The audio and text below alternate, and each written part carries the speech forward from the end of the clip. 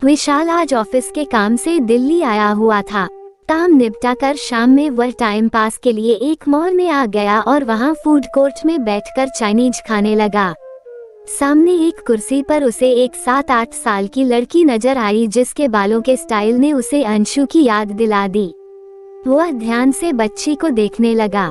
बगल से उसकी सूरत काफी कुछ अंशु जैसी ही थी। उसी की तरह बैठकर ड्राइंग बना रही थी। उसकी मम्मी शायद खाने का ऑर्डर देने गई थी।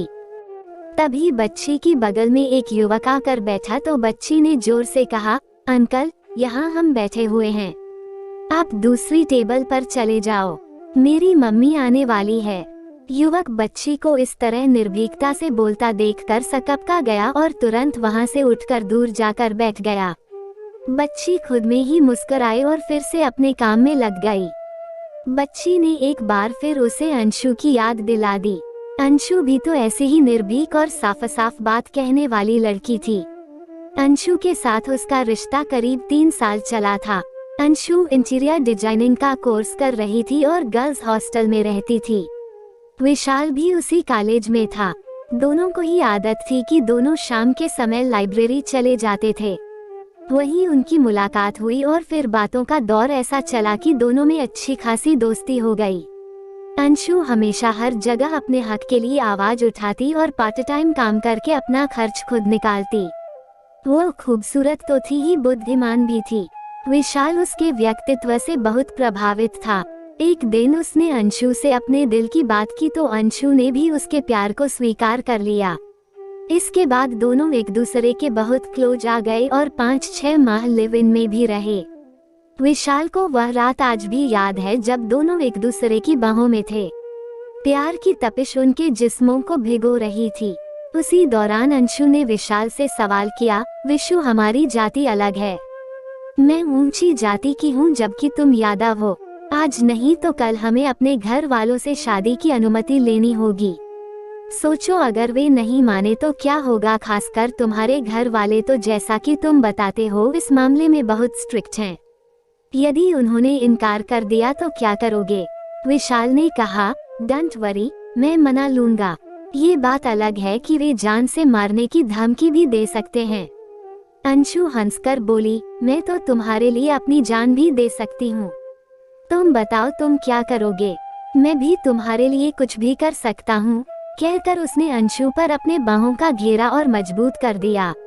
अंशु मुस्कुरा दी। उसे विशाल के प्यार पर विश्वास था और उसे लगता था कि विशाल उसका साथ कभी नहीं छोड़ेगा। वे दोनों हमेशा एक हैप्पी कपल्स बनकर रहेंगे। इस बात के कुछ समय बाद ही जब छुट्टियों में विशाल घर गया तो घर वालों ने उसे शादी के लिए एक लड़की की तस्वीर दिखाई। विशाल ने उन्हें अपने और अंशु के रिश्ते के बारे में सब सच बता दिया। विशाल के पिता ने साफ लफ्जों में कहा, कान खोलकर सुन ले, तेरी शादी हमारी जाति में ही होगी। हम यादव हैं और हमें इसका गुरूर है। हम लड़की यादव ही लाएंगे, वरना तुम दोनों का सीना और मेरी बंदूक। विशाल ने फिर एक शब्द भी नहीं कहा और पिता की मर्जी के आगे तुरंत घुटने टेक दिए। पिता ने छुट्टियां खत्म होने से पहले ही उसकी शादी करा दी ताकि लड़का कोई और ड्रामा न करे। छुट्टियों के बाद जब विशाल वापस पहुंचा तो उसकी अंशु का सामना करने की हिम्मत नहीं हुई और वह अंशु के आने से पहले ही अपना सामान लेकर दूसरी जगह शिफ्ट हो गया। इधर अंशु छुट्टियों के बाद लौटी तो बहुत खुश थी, मगर जब घर पहुंची तो विशाल को सामान समेत गायब देखकर उसे सब समझ में आ गया। फिर भी वह एक बार विशाल से मिलकर बात करना चाहती थी। उसने विशाल को फोन किया और उसे शाम को मिलने बुलाया। विशाल की समझ में नहीं आ रहा था कि वह अंशु का सामना कैसे करे और उसे सारी सच्चाई कैसे बताए। वो कई दिनों तक बहाने बनाता रहा और अंशु से मिलने से बचता रहा, मगर एक दिन अंशु खुद उसके नए बसेरे तक पहुंच गई। अंशु को देखते ही विशाल की धड़कनें तेज हो गई। वो बस इतना ही कह सका, सॉरी अंशु, पर मैंने शादी कर ली है। मेरे पिता ने जबरन मेरी शादी किसी और से करा दी और मैं कुछ नहीं कह सका। अंशु चुपचाप उसे देखती रही और फिर बिना कुछ कहे वहां से चली गई।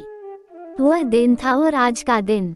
विशाल को न तो दोबारा अंशु नजर आई और न ही उसे जीवन में फिर कभी कहीं सुकून मिल पाया। अंशु के साथ उसके जीवन का सारा सुकून खो चुका था। आज उस बच्ची को देखकर उसे लग रहा था जैसे सालों बाद वह अंशु को देख रहा हो। तभी उसने देखा सचमुच अंशु हाथ में खाने की प्लेट लिए बेटी के पास आ रही है।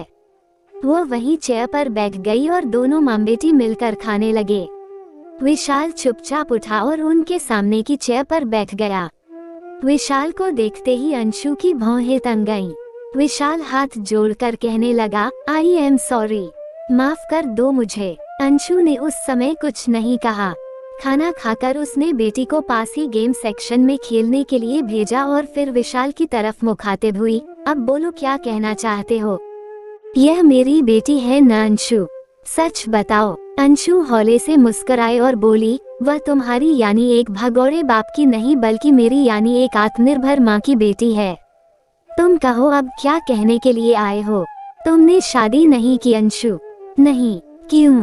अब तक मेरे प्यार में हो ना? मेरी वजह से ही तुमने शादी नहीं की ना? विशाल ने पूछा। हाँ, तुम्हारी वजह से ही शादी नहीं की, मगर इस मुगालते में बिल्कुल मत रहना कि अब भी तुम्हारे प्यार में हूँ। दरअसल मैं जिंदगी में कभी तुम्हारी शक्ल भी नहीं देखना चाहती। इतने डरपोक और गैर जिम्मेदार इंसान से मैं कोई रिश्ता रखने की सोच भी नहीं सकती। उस एक फैसले के साथ तुमने सिर्फ मेरा दिल ही नहीं तोड़ा था, विश्वास भी तोड़ दिया था। समझे तुम? मुझे माफ कर दो अंशु, सच में मुझ में हिम्मत ही नहीं थी। पिताजी के गुस्से के आगे मैं कुछ बोल ही नहीं सका। मुझे लगा कि कहीं वे मेरे साथ तुम्हें भी नुकसान न पहुंचा दे, इसलिए उनकी बात मान गया। मगर मैंने कहा था ना कि मैं मरने के लिए तैयार हूँ। तुम एक बार मुझे सब कुछ बताकर मेरी मर्जी तो पूछते, अंशु ने कहा। नहीं अंशु, मेरे घर वाले यादव जाति के अलावा और किसी से मेरी शादी कराने को तैयार ही नहीं थे। उन्होंने मारने की धमकी दी तो मैं डर गया। मैं तुम्हारे जितना हिम्मती नहीं। हाल यह है कि अब सुकून के 2 पलों के लिए तरस गया हूँ। हमेशा लगता है जैसे तुम्हारे साथ गलत करने का फल ही मुझे इस तरह मिल रहा है। पिताजी के कहने पर मैंने जिस लड़की से शादी की उसने आज तक मुझे पिता बनने का सुख नहीं दिया। ऐसा क्यों? क्योंकि वह सरपंच है और उसका मकसद राजनीति में जाना और बड़ा नेता बनना है।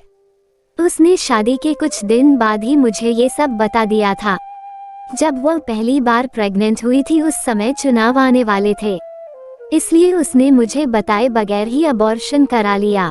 दूसरी बार फिर से उसने अबॉर्शन करवाया तो उसे ऐसी अंदरूनी चोट लगी कि अब वह कभी मां नहीं बन सकती। मेरी जिंदगी अधूरी रह गई, कहते हुए वह रो पड़ा। अंशु ने कहा, इस तरह रोने से क्या होगा? तुम उसे छोड़कर दूसरी शादी क्यों नहीं कर लेते? वे लोग बहुत प्रभाव वाले हैं। उनकी यादव समुदाय में बहुत चलती है। उनके साथ पंगा लेना महंगा पड़ जाएगा। वैसे भी वे लोग पिताजी के बहुत करीबी हैं और पिताजी उन्हें कभी नाराज नहीं करेंगे। मेरी पत्नी मुझे तलाक देगी नहीं और पिताजी उसके खिलाफ जाएंगे नहीं। तो फिर भुगतो न, अपने घर वालों के हिसाब से चलो। मुझसे क्या चाहते हो? अंशु ने सवाल किया। तुम मुझे मेरी बेटी से कभी भी मिलने दिया करो, बस यही चाहता हूँ। प्लीज अंशु। नो वे, तुम मेरी बेटी से मिलने की बात तो सोचना भी नहीं। मेरी बेटी सिर्फ मेरी है। उसे मैंने जन्म दिया है, मैंने पाला पोसा है और वो मेरे जैसी बनेगी, तुम्हारे जैसी नहीं। तुम्हारे घर का जैसा माहौल है उसमें तुम्हारे जैसा डरपोक इंसान ही बन सकता है। मैं अपनी बेटी को अपनी तरह हिम्मती बना रही हूँ। मैं दिल्ली किसी काम से आई थी, आज ही चली जाऊंगी। मैं कहाँ किस शहर में रहती हूँ इसकी भनक भी तुम्हें नहीं लगने दूंगी। मेरी बेटी से तुम्हारा कोई वास्ता नहीं, ये याद रखना। जिंदगी में कभी उससे मिलने की कोशिश भी मत करना। मगर अंशु, बस एक बार सोचो, वह मेरी संतान है। उसके सिवा मेरी कोई औलाद भी नहीं। उसे मेरा नाम मिल जाएगा तो मेरी पैतृक संपत्ति पर उसका हक हो जाएगा। विशाल ने लालच का पासा फेंकने की कोशिश की। अंशु भड़क उठी। तुम यह अच्छी तरह समझ लो कि तुम्हारी संपत्ति की मुझे या मेरी बेटी को कोई जरूरत नहीं। उसे पता भी नहीं कि उसका बाप जिंदा है। मैंने उसे यही बताया है कि एक एक्सीडेंट में उसके पिता की मौत हो चुकी है। अगर मैंने उसे बता दिया कि उसका बाप जिंदा है फिर क्या करोगी? विशाल ने धमकी दी। उसे कुछ बताने की सोचना भी मत। चलो आज एक धमकी मैं भी देती हूँ।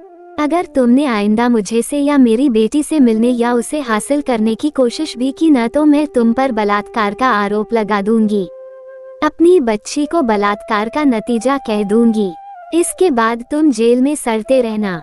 तुम्हारी कोई नहीं सुनेगा, समझे तुम? स्पष्ट शब्दों में कहकर अंशु बेटी को लेकर चली गई। विशाल फिर कुछ नहीं कह सका। आंखों में पछतावे के आंसू लिए वहीं खड़ा रह गया।